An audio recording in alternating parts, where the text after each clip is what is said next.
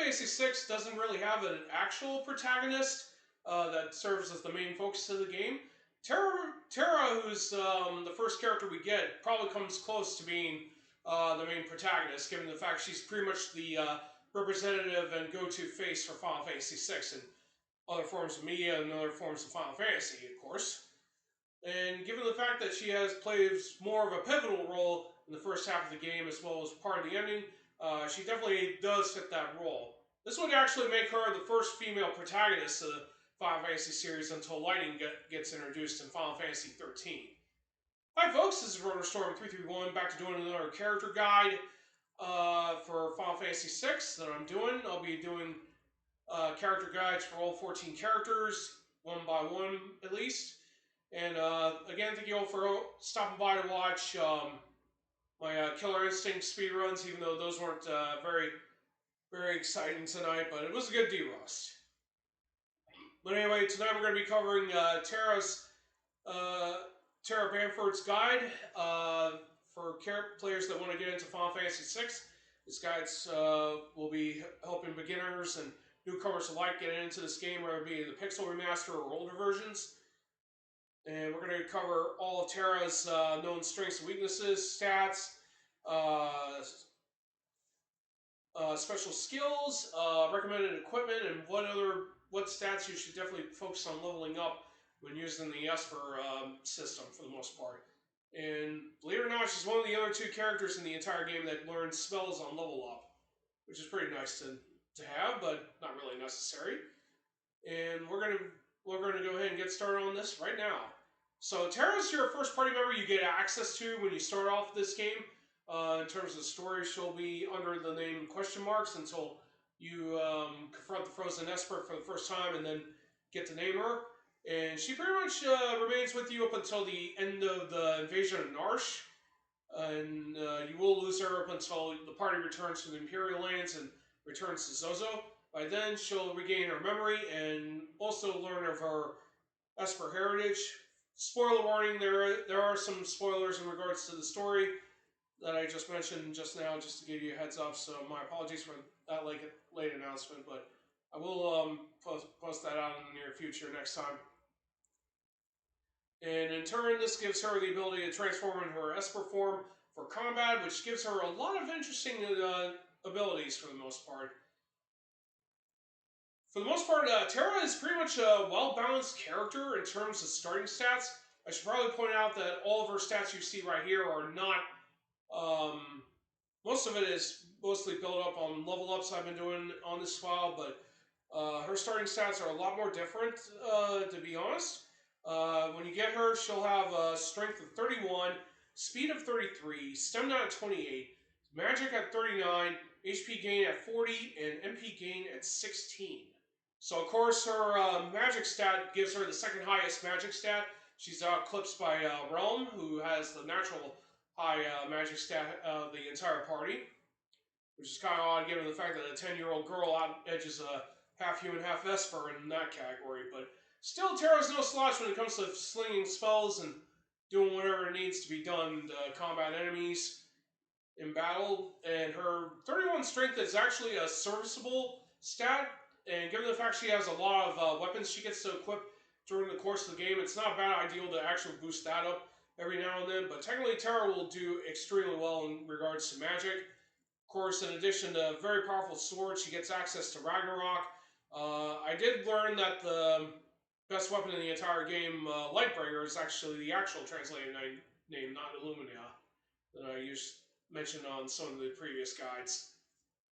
So those are actually some of her best weapons. Ultimate Weapon could be a very great weapon for her if you manage to keep her HP at extremely high.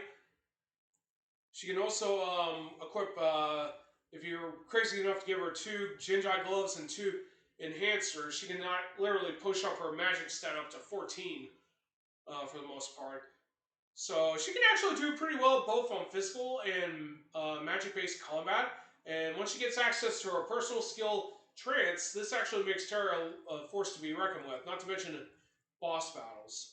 So, unlike most characters that will have access to their skills once you get them and have no access to magic, Terra's the polar opposite, which she'll have access to magic, but she will not have access to her personal skill, and she won't get that until your party returns to Zozo.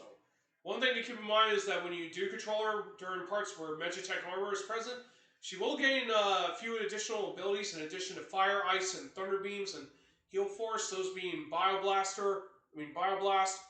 Banisher, Confuser, and Megitech Missile. Megitech Missile pretty much allows her to deal a high amount of damage.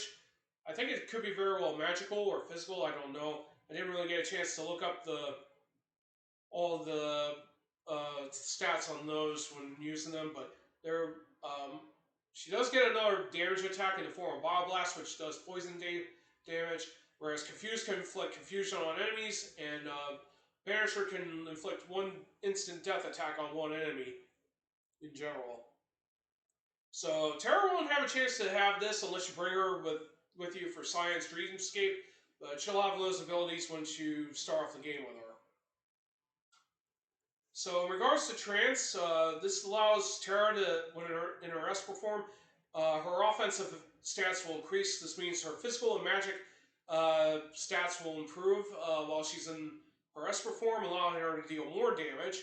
And this also raises her magic defense, allowing her to take less damage from magic attacks during combat. So this actually makes her one of the more better candidates to take with you for your fight against Death Gaze. Since Death Gaze prioritizes a lot mostly on spells like Arrow and Holy, among other things. Blizzaga. And against any high enemies that prefer spells, she'll do pretty darn well in those cases. She does have decent speed and evasion, unless you want to prioritize getting those up. With certain equipment and relics, it is possible to push her magic evasion to the highest in the entire game. That includes getting force armor and 2 white capes and whatnot. So, but then again, I don't really use Terra as a magic wall for the most part, but she could do pretty darn well with that kind of equipment in general. And one thing to keep in mind about Trance is that any AP that you would normally use for to learn spells. So whenever Terra's in the party, the AP that the party acquires during combat gets stored to her Trance, and once she has accumulated enough AP stored up, she'll be able to use Trance. And how long this lasts actually depends on the amount of AP Terra's accumulated. She can store up to about at least 255 AP during this time until you use it for combat. And when that happens, the green meter that replaces her ATB bar will decrease very slowly, allowing you to get mobile turns on with her Esper form. One thing to keep in mind is that when you battle Humblebud the second time after he blows away 2 of your party members randomly out of battle, Terra will join up in the battle in her Esper form, allowing her to remain in that form for the remainder of that whole fight. So in regards to spells that Terra does learn on level up along with Celeste, Terra tends to learn more on fire, healing, and a large amount of offensive spells. So to go over what spells Terra does get in general, she learns Cure at level 1, Fire at level 3. Those will probably be already available for her once you start off the game, since Terra starts off at level 3. She'll learn Poison at level 6, Drain at level 12, Rise at level 18, Farah at level 22, Teleport at 26, Cura at level 33, Dispel at level 37, Faraga at level 43, Arise at level 49, Holy at level 57, Break at level 68, Graviga at level 75, Meltdown at level 86, and Ultima at level 99. It's pretty interesting given the fact that both Terra and Celeste are pretty different when it comes to their spells. Terra tends to lean more towards fire, whereas Celeste is more geared for ice. And Celeste tends to focus mostly on debuffing and buffing spells most of the time. But she does get a good range of offense spells that we will cover eventually in later guides. So for the most part, Terra definitely does work more better on the magic side, but it's not a bad idea to have her focus on getting her strength up to par so that she can deal a lot more damage with her weapons. Speed probably use some work in general. If you're more concerned about Terra surviving instant death attacks, it might be a good idea to get her below average stamina up to speed, even though that does increase poison and sap damage. It does improve her regen HP recovery, so it's not a bad idea to put some points towards stamina if you want to look out after that. But most people don't usually prioritize to that because of the fact of the poison and sap damage. So in regards to ultimate final equipment, as I mentioned earlier, this is what I got her equipped. This is probably not what I would strongly recommend giving her. She'd probably do way better with Miniver Bustier. This is her best armor, not to mention it allows her to have multiple elements in general, or negate some of them. Not to mention it'll give her a 25% boost in MP as well. For helmet, it's probably a good idea to give her the circlet for an additional 4 plus MP if you want to boost that up. She can even get that a little bit further with a Mysterious Veil if you want to keep it that way, but it's probably better just to have her equipped with a different variety of stuff. Unless you want to have her wielding 2 enhancers for more magic. If you want to equip her with better shields, Force Shield is actually a pretty good option, even though this lowers her evasion. But it does ramp up her magic defense and evasion even further, not to mention when combined with Force Armor. Otherwise, you can definitely give her Paladin Shield, Jinjai Shield, or even Thunder, Fire, Flame, or Ice Shields. And those can work very well for her.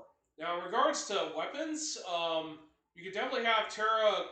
I usually give Terra access to Excalibur. This does give her 2+2 on Strength, Agility, and 1 on Magic and Stamina. It's not really her best weapon, since you can either, if you're willing to go to the links to get Lightbringer, that would be her best weapon in general. She's also another good candidate for Ragnarok, and she can also equip Ultimate Weapon, and a variety of other weapons. She can also equip other elemental swords like Thunderblade, Ice Brand, and Flame Tongue. But technically, I usually give her the Excalibur, and I usually give Zakutsun into Celeste. But if you're willing to go the extra mile for better weaponry, she could definitely get Lightbringer or Ragnarok. Assuming if you're having more better luck at the Dragonite Coliseum. There's also Ogre Nyx, but that weapon has a potential of breaking. I don't know if they kind of changed that in the Pixel Remaster version. But she can equip a lot of weapons, and she could do pretty darn well with them. So in regards to relics, even though I don't really do a good job on this area, giving her both the Hero Ring and earrings would be a very good idea, because both of those will improve her overall magic stats by 25%. Since we can't equip multiple Hero Rings since they don't stack, it's probably best to give her 1 earring in general, along with the Hero Ring. So this will actually boost up her magic by 50%, while giving her physical damage a 25% increase. Of course, if you want her to go all out with the magic, that will work too very nicely with another earring. Of course, she can also make full use of Soul Thamasa and Celestiard, especially if you get her to master quick. And if you can't get Celestiard, you can always use Gold Hairpin, and that also reduces the amount of MP as well, and that can work as well, just as great.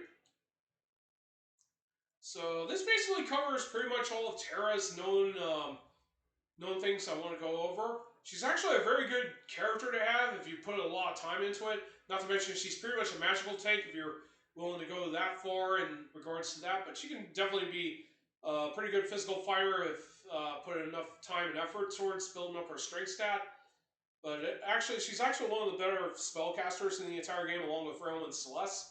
So it's probably, whatever you decide to go with Terra, it will work perfectly for you, and she'll do very well in boss fights as long as you keep Trance filled up with AP as much as possible and use those for much needed boss fights. She'll do very well in most cases.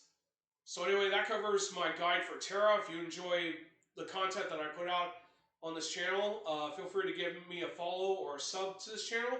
I also have a YouTube channel, so please subscribe to that as well. Due to the highlight limits that Twitch has put out now, I'll be mostly sending most of these highlights I do over to YouTube from now on. So please, I will keep a few highlights on this channel, but most of them are going to be sent over to YouTube in the near future. We are getting close to 300, hitting the milestone of 300 videos on YouTube, so we're getting pretty darn close. It'll probably happen on our once we get to the guy that hits 300. That is. But anyway, that's going to be it for me today. I will highlight this either tonight or tomorrow and export it to YouTube.